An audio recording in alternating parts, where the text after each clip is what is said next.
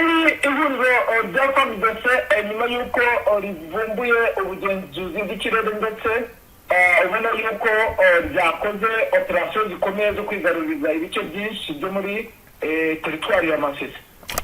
Ni operasiyo zikomeye muri Sud Kivu ndetse no muri Nord Kivu. Ni mu gihe kandi bimaze kujya ku rundi rwego, aho leta ya Repubulika Iharanira Demokarasi ya Kongo yasohoye itangazo ryari rivuga ko yakiriye amakuru y'ibituruka Goma mu gitondo, bizawe mu gitondo ku itariki ya 11, bivuga ko bizahitanye ubuzima bw'abantu ndetse bigateza ibyangiritse byinshi. Mu itangazo ryashyizwe ahagaragara na Minisiteri ishinzwe itangazamakuru n'itumanaho leta ya Kongo, yavuzwe ko yababajwe cyane n'abantu basize ubuzima, by'umwihariko yagarutse ku rupfu rwa Karine Busete, umufaransakazi wakoreraga UNICEF muri Kongo. Leta yavuze ko yihanganishije umuryango we, inshuti ze ndetse na guverinoma y'Ubufaransa n'abakozi bose bakora ibikorwa by'ubutabazi. Muri iryo tangazo leta ya Kongo yashimye cyane abakozi b'imiryango mpuzamahanga n'abakorera ibikorwa by'ubutabazi bikomeje gufasha abaturage mu bibazo bikomeye byatewe n'intambara mu burasirazuba bw'igihugu. Yavuze ko nubwo bakorera mu bihe bikomeye kandi bibi by'umutekano muke, bakomeje gutanga ubufasha ku baturage no gukusanya amakuru ajyanye n'ibyaha by'intambara. Leta yavuze ko ibikorwa by'abakozi ibifasha kugabanya imibabaro y'abaturage ndetse bikanabafasha mu gushaka ubutabera kubahohotewe. Guverinoma ya Kongo yatangaje ko inzego zibishinzwe zikomeje gukurikirana neza ibyabaye kugira ngo hamenyekane neza inkomoko y'iturika ryumvikanye muri Goma n'impamvu ya nyayo. Iryo perereza ririmo gukorwa ku byabereye mu bice bivuga ko biri mu maboko ya AFC M23, iri huriro rigenzura leta ya Kongo, kandi yashimangiye ko yubaha amategeko mpuzamahanga arengera abasivili cyane cyane mu bihe by'intambara. Yavuze ko irinda abaturage n'abakora ibikorwa by'ubutabazi, ako ari inshingano igomba kubahiriza ku butaka bwose bw'igihugu. Mu itangazo ryayo leta ya Kongo yongeye gushinja u Rwanda kuba rufashe M23 mu bikorwa bya gisirikare mu burasirazuba bwa Kongo. Bavuze ko ihohoterwa rikomeje gukorerwa abaturage rituruka ku bitero by'iyo mitwe. Leta ya Kongo rero iravuga ko igisubizo kirambye ku bibazo cy'umutekano ari ingabo zose z'amahanga zivuye ku butaka, ari uko zava ku butaka bwa Kongo ndetse n'imitwe yitwaje intwari ikareka ibikorwa bya gisirikare. Mu gusoza iri tangazo, guverinoma ya Kongo yatangaje ko izakomeza gukorana n'umuryango w'abibumbye n'abandi bafatanyabikorwa mpuzamahanga mu gushaka ukuri ku byabereye Goma ndetse no gukomeza kurinda abaturage. Leta yashimangiye ko intego yayo ari ugusubiza ubuyobozi bwuzuye bwa leta ku butaka bwose bwa Kongo, kugarura amahoro arambye mu burasirazuba bw'igihugu, nubwo bateruye ngo bahakane ibijyanye n'ibi bitero, ariko urebye mu by'ukuri nibyo bagerageza guhakana. Ni mu gihe kandi mu ntara Kivu y'Amajyepfo mu burasirazuba bwa Repubulika ya Demokarasi ya Kongo, igisirikare cya leta cyatangaje ko cyakoze ibikorwa bya gisirikare byagize ingaruka zikomeye ku mutekano mu gace ka Mikenke, nk'uko byatangajwe n'ingabo za leta zizwi nka Force Armée de République Démocratique du Congo, aho kuwa kabiri ku itariki ya 10 z'ukwezi kwa gatatu 2026 abasirikare bari mu bikorwa bya operation Sukora ya kabiri barashe bakamanura drone ebyiri zivugwa ko zaturutse ku ruhande rwa M23.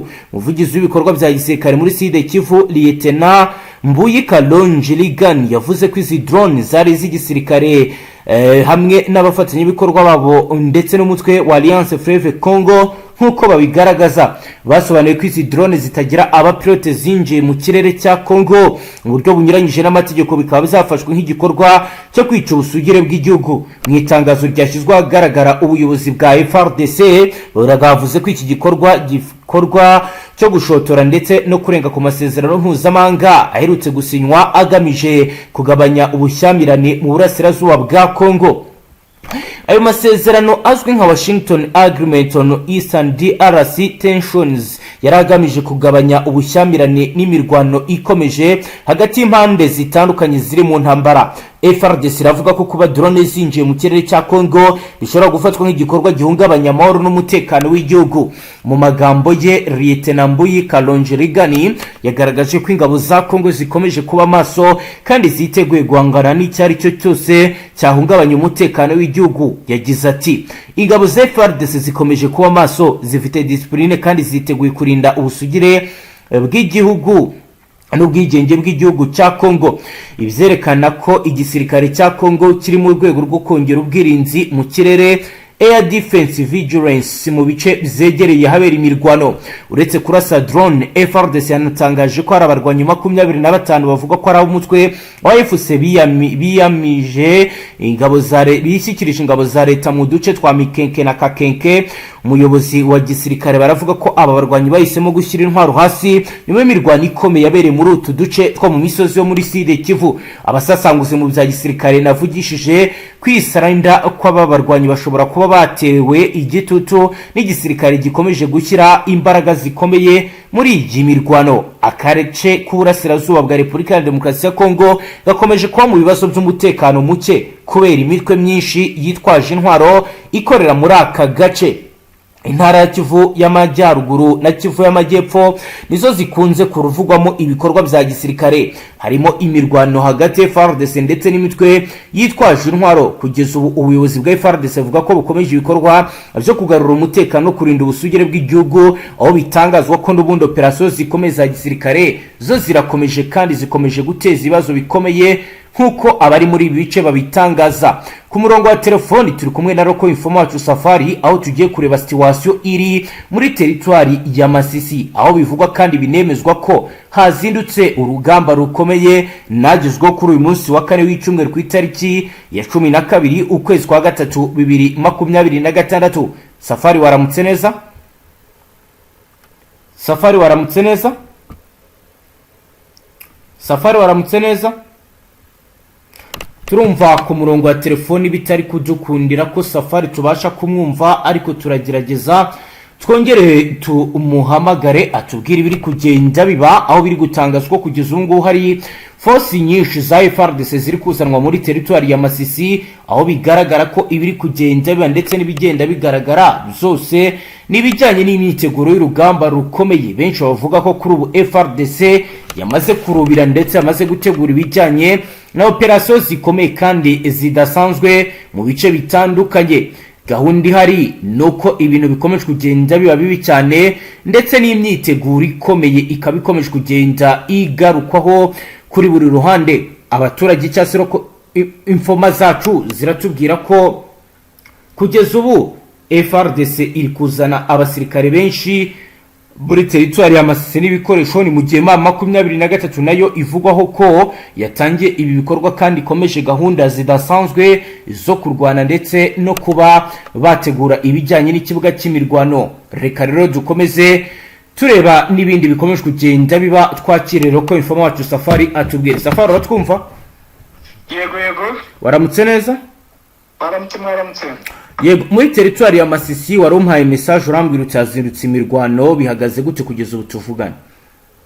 Maginga n'ubundi ni twa duce n'ubundi tukomeje kwigarukaho, tugaragaza ko bigaragara yuko aka gace ka Kazinga gasa nkaho iri huriro rya AFC rikomeje kuba naho ryagabwaho ibitero kugira ngo barebere buryo ki wenda basa nk'abakigarurira bitewe n'uburyo ki kari pro strategic. Ibi bikaba byateje n'ubundi paniki ikomeye cyane n'igitutu kuri ihuriro rya AFC bitewe n'uko aka gace gasa nkaho kafunze inzira zose. Ubona yuko imirwano isa nkaho ikomeye nyuma yuko n'ubundi bigaruriye aka kandi gace ka Mukore. Aka kari nako pro strategic ni agace n'ubundi kari muri teritwari ya Walikare. Ubona yuko n'ubundi basa nkaho bafunze inzira, ubona ko hari buze kubaho kwigarurira bino bice byose byo muri Masisi bitewe n'uburyo ki n'ubundi ihuriro rya FARDC rikomeje kugenda kandi ndetse ryatangiye kugira umubare w'abasirikare benshi muri ibi bice bya zone ya Masisi. Yego, ibi rero impamvu ikomeye cyane ubona yuko hazindutse imirwano kandi inakomeye.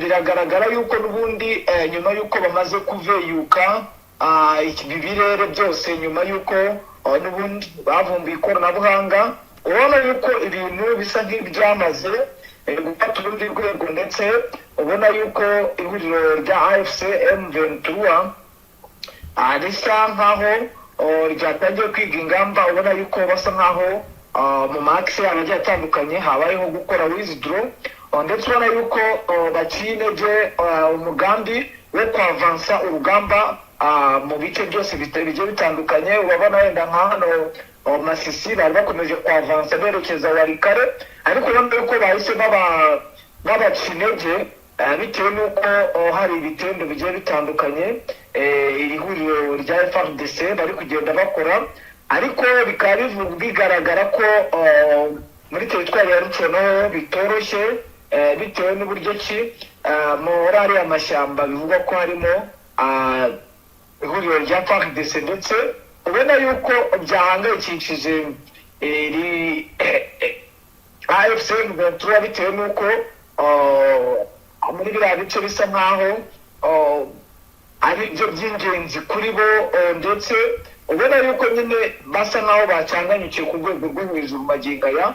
ukabona yuko n'ubundi hari ibice tumwe na tumwe iri huriro rya FARDC bari kugenda abanageramo basanga abasirikare b'iri huriro rya AFC M23 bamaze kubivamo.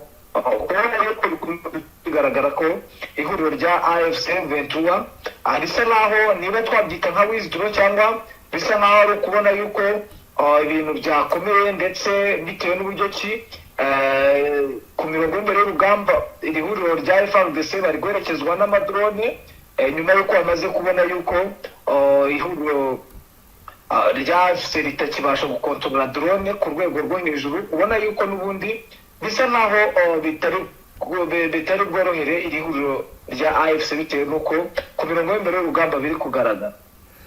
Yego, ku bijyanye wenda nayo mu ventura nayo kubaka uburyo bwa autodefense ho bihagaze gute kugeza ubu?